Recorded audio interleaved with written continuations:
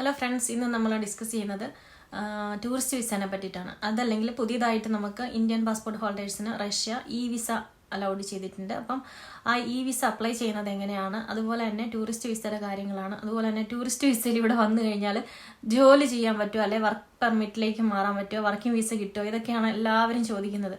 അപ്പോൾ അതുകൊണ്ട് അത് ജസ്റ്റ് ഒന്ന് നിങ്ങൾക്ക് പറഞ്ഞുതരാമെന്ന് വിചാരിക്കുന്നുണ്ട്. അപ്പോൾ അതിൻ്റെ കാര്യങ്ങളാണ് ഞാൻ ഈ വീഡിയോയിൽ ഉൾപ്പെടുത്തിയിരിക്കുന്നത്. അപ്പോൾ വിസ എന്നുള്ളത് നമുക്ക് സ്വന്തമായിട്ട് അപ്ലൈ ചെയ്യാവുന്നതേ ഉള്ളൂ. അതിനിപ്പോൾ ഏകദേശം 4500 ആണ് ആവുന്നത്. ഇനി നിങ്ങൾക്ക് സ്വന്തമായിട്ട് അപ്ലൈ ചെയ്യാൻ പറ്റത്തില്ലെങ്കിൽ ഒരുപാട് ഏജൻസികൾ ഇപ്പോൾ അതിനുവേണ്ടി ഹെൽപ്പ് ചെയ്യുന്നുണ്ട്. അതിന് അവരുടെ സർവീസ് ചാർജ് മാത്രം കൊടുത്തേച്ചാൽ മതി. നിങ്ങൾക്ക് ഒരു ലാപ്ടോപ്പ് ഉണ്ടെങ്കിൽ വീട്ടിൽ സ്വന്തമായിട്ടിരുന്ന് ചെയ്യാം. ഞാൻ അതിൻ്റെ ലിങ്ക് ഡിസ്ക്രിപ്ഷനിൽ കൊടുത്തേക്കാം. അത് വളരെ ഈസി ആയിട്ടുള്ളൊരു പ്രോസസ്സാണ്. ഒരു 3-4 വർക്കിംഗ് ഡേയ്സിനുള്ളിൽ തന്നെ നിങ്ങൾക്കത് ആ വിസ ഇഷ്യൂ ആയിട്ട് കിട്ടും, വേറെ പ്രശ്നങ്ങളൊന്നും ഇല്ലെങ്കിൽ.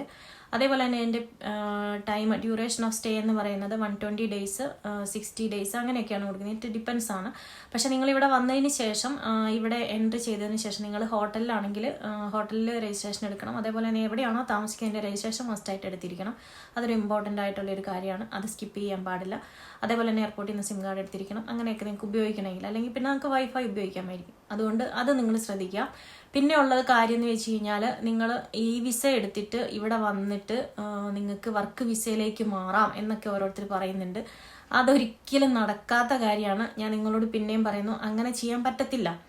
ഏതെങ്കിലും രാജ്യത്ത് അങ്ങനെ ചെയ്യുന്നുള്ളതായിട്ട് എനിക്കറിയില്ല. ഇനി അങ്ങനെ ഉണ്ടെങ്കിൽ ഇതൊക്കെ കാണുകയൊക്കെ ചെയ്യുന്ന മലയാളികളോ അല്ലെ അങ്ങനെയുള്ളവരുണ്ടെങ്കിൽ എനിക്കൊന്ന് കമൻറ്റ് ചെയ്ത് അറിയിക്കുകയാണെങ്കിൽ ഉപകാരമായിരിക്കും. കാരണം എനിക്കറിയില്ലാത്തൊരു കാര്യമാണ്. അപ്പോൾ അതുകൊണ്ട് ഇതുപോലെ ടൂറിസ്റ്റ് വിസയിൽ വന്നു കഴിഞ്ഞാൽ നിങ്ങൾക്ക് വരാം, ജോലി വേണമെങ്കിൽ സെർച്ച് ചെയ്യാം, അതിനൊന്നും കുഴപ്പമില്ല. അതേപോലെ തന്നെ ഒരു രാജ്യത്തെ പറ്റി പഠിക്കാം, അതിൻ്റെ ജോലി സാധ്യതകളെ പറ്റി പഠിക്കാം, അതിനൊന്നും ഒരു പ്രശ്നമില്ല. അതൊക്കെ വന്നിട്ട് നിങ്ങളുടെ സൗകര്യം അനുസരിച്ച് നിങ്ങൾക്ക് ചെയ്യാം. അതിനുശേഷം നിങ്ങൾ ഒരു എംപ്ലോയറിനെ കണ്ടുപിടിച്ചോക്കെ അയാൾക്ക് നിങ്ങളെ സ്പോൺസർ ചെയ്യാൻ പറ്റും, അല്ലെ ആ കമ്പനിക്ക് നിങ്ങളോട് താല്പര്യമുണ്ട്. അപ്പോൾ ആ കമ്പനി നിങ്ങളെ എടുക്കാൻ റെഡിയാണ്, വർക്ക് വിസ തരാൻ റെഡിയാണെങ്കിൽ നിങ്ങൾ ആ കമ്പനിയായിട്ട് കാര്യങ്ങളൊക്കെ സംസാരിച്ചതിന് ശേഷം ആ കമ്പനി നിങ്ങളുടെ വർക്ക് വിസയ്ക്ക് വേണ്ടിയിട്ടുള്ള ഡോക്യുമെൻ്റ് പ്രോസസ്സ് ചെയ്യും. നിങ്ങൾ പിന്നെ എക്സിറ്റ് അടിച്ച് നാട്ടിൽ നിന്ന്, അല്ലെങ്കിൽ നിങ്ങൾ എവിടെയാണോ, ഏത് രാജ്യത്താണോ, ഏത് രാജ്യക്കാരനാണോ അവിടെ പോയിട്ട് അവിടുത്തെ കോൺസുലേറ്റിൽ പുതിയ വിസയായിട്ട് അപ്ലൈ ചെയ്ത് അങ്ങനെയാണ് നിങ്ങൾ ഇങ്ങോട്ട് വരുന്നത്. പുതിയ വർക്കിംഗ് വിസ പുതിയ ഇൻവിറ്റേഷനിലാണ് കിട്ടുക. അതിനുശേഷം അതും കൊണ്ടാണ് വീണ്ടും നിങ്ങൾ റഷ്യയിലേക്ക് കയറി വരേണ്ടത്. അപ്പം നിങ്ങളുടെ എംപ്ലോയർ അല്ലെങ്കിൽ നിങ്ങളെ സ്പോൺസർ ചെയ്യുന്ന കമ്പനി, നിങ്ങളെ സ്പോൺസർ ചെയ്യുന്ന ആൾ അത് തരാൻ റെഡിയാണെങ്കിൽ നിങ്ങൾക്ക് ഒരു പ്രശ്നവുമില്ല. നിങ്ങൾ ടൂറിസ്റ്റ് വിസയ്ക്ക് വന്നു, നിങ്ങൾ കമ്പനീനെയോ അല്ലെങ്കിൽ ജോബ് സെർച്ച് ചെയ്തിട്ട് നിങ്ങൾക്ക് അത് കിട്ടുകയോ ഒക്കെ ചെയ്തിട്ടുണ്ടെങ്കിൽ നിങ്ങൾ ഇവിടുന്ന് ഓൺ ടൈമിൽ ടൂറിസ്റ്റ് വിസ എക്സ്പയർഡ് ആവുന്നതിനപ്പുറം എക്സിറ്റ് ആവുന്നു. അതിനുശേഷം നിങ്ങൾ പുതിയ വർക്ക് വിസയിൽ കയറി വരുന്നു. ഇതാണ് പ്രോസസ്സ്. ഇതാണ് നോർമൽ ആയിട്ടുള്ള ഒരു കാര്യം. ഇതാണ് ലീഗൽ ആയിട്ടുള്ള ഒരു വേ എന്ന് പറയുന്നത്. അല്ലാതെ ടൂറിസ്റ്റ് വിസയിൽ വന്നിട്ട് അത് എക്സ്പയർ ആയി അതുവരെ ഇവിടെ നിന്ന് അനധികൃതമായിട്ട് താമസിച്ച് ഇല്ലീഗലായിട്ട് നിന്ന് പോലീസ് പിടിച്ചു കഴിഞ്ഞിട്ടുണ്ടെങ്കിൽ നല്ല രീതിയിൽ പെനാൽറ്റി അടയ്ക്കേണ്ടി വരും. അതേപോലെ തന്നെ നിങ്ങളെ ഡീപ്പോർട്ട് ചെയ്യും 5 years. അതൊക്കെ ഇവിടെയുള്ള ലീഗലായിട്ടുള്ള വശങ്ങളാണ്. നിങ്ങളിവിടെ പാത്തിരിക്കാനോ ഏതെങ്കിലും റൂമിലിരിക്കാനോ എന്നിട്ട് പുറത്തിറങ്ങാതെ ജോലി ചെയ്യാനോ ഒന്നും വിചാരിച്ചിട്ട് കാര്യമില്ല. നമ്മളൊക്കെ മനുഷ്യന്മാരാണ്, അടിമകളല്ല. അപ്പോൾ അതുകൊണ്ട് നമുക്ക് പല ആവശ്യങ്ങളുണ്ടാവും. പിന്നെ നമ്മുടെ ഒരു നാട്ടിലെ അവസ്ഥ വെച്ചിട്ട്, ഫ്രസ്ട്രേഷൻ വെച്ചിട്ട് ഈ ആൾക്കാർ പറയുന്നത് വിശ്വസിച്ചിട്ട് എനിക്ക് പലരും എൻ്റെ യൂട്യൂബിനകത്ത് നിങ്ങളെടുത്ത് നോക്കിയാൽ അറിയാം, അവരൊക്കെ കമൻറ്റ് ഇട്ടിട്ടുണ്ട്. ഒരു ചേട്ടൻ ഇവിടെ വന്ന് ടൂറിസ്റ്റ് വിസയ്ക്ക് വന്ന്, പക്ഷേ അങ്ങനെ പറഞ്ഞ് പറ്റിച്ച് 3.5 ലക്ഷം രൂപയാണ് മേടിച്ചത്. ഒരു ജോലിയും കിട്ടിയില്ല, എന്നിട്ട് പോയി.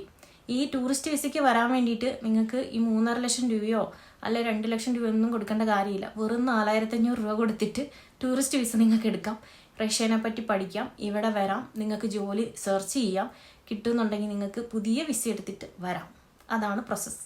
ടൂറിസ്റ്റ് വിസയിൽ വന്നതിന് ശേഷം ഇവിടെ നിന്നുകൊണ്ട് തന്നെ വർക്ക് വിസയിലേക്ക് മാറാൻ പറ്റില്ല എന്ന് പറഞ്ഞ കാര്യം നിങ്ങൾക്ക് മനസ്സിലായെന്ന് വിചാരിക്കുന്നു. അതേപോലെ തന്നെ ഇല്ലീഗലായിട്ട് ടൂറിസ്റ്റ് വിസയിൽ വന്നിട്ട് ഇല്ലീഗലായിട്ട് ഇവിടെ താമസിക്കാൻ പറ്റത്തില്ല. ഇനി മുതൽ സെപ്റ്റംബർ 1 മുതൽ ഇവിടെ നിയമങ്ങൾ കംപ്ലീറ്റ് ആയിട്ട് മാറുകയാണ്, നല്ല സ്ട്രിക്റ്റ് ആണ്. ഇനി മുതൽ എല്ലാ കാര്യങ്ങളും ട്രാക്ക് ചെയ്യാൻ പറ്റുന്ന ആപ്ലിക്കേഷന് കാര്യങ്ങൾ വരുവാണ്. അതെല്ലാവരും മസ്റ്റായിട്ട് ഫോണിൽ ഡൗൺലോഡ് ചെയ്യണം എന്നുള്ള നിയമം വന്നുകൊണ്ടിരിക്കുകയാണ്. അപ്പം അതെല്ലാം എല്ലാവരും ശ്രദ്ധിക്കുക, മനസ്സിലാക്കിയിരിക്കുക. അങ്ങനെ ഇല്ലീഗലായിട്ട് റഷ്യയിൽ താമസിക്കാൻ പറ്റുന്ന പറയുന്ന മറ്റു രാജ്യങ്ങളെ പോലെ ഈസി അല്ല. എല്ലാ സമയത്തും ചെക്കിങ് കാര്യങ്ങളുണ്ടാവും. പിടിക്കപ്പെട്ടാൽ ഡീപ്പോർട്ടേഷൻ ഉറപ്പാണ്, പെനാൽറ്റി അടയ്ക്കേണ്ടി വരും. ഇതെല്ലാം നിങ്ങൾ മനസ്സിലാക്കിയിരിക്കുക. പിന്നീടുള്ളൊരു സംശയമാണ്, ഇതേപോലെ തന്നെ 1 വർഷത്തെ വിസയ്ക്കൊക്കെ വന്നു കഴിഞ്ഞാൽ ആരൊക്കെയോ പറയുന്ന കാര്യങ്ങളാണ്, ഏജൻസിയൊക്കെ പറഞ്ഞ് പറ്റിക്കുന്ന കാര്യങ്ങളാണ്.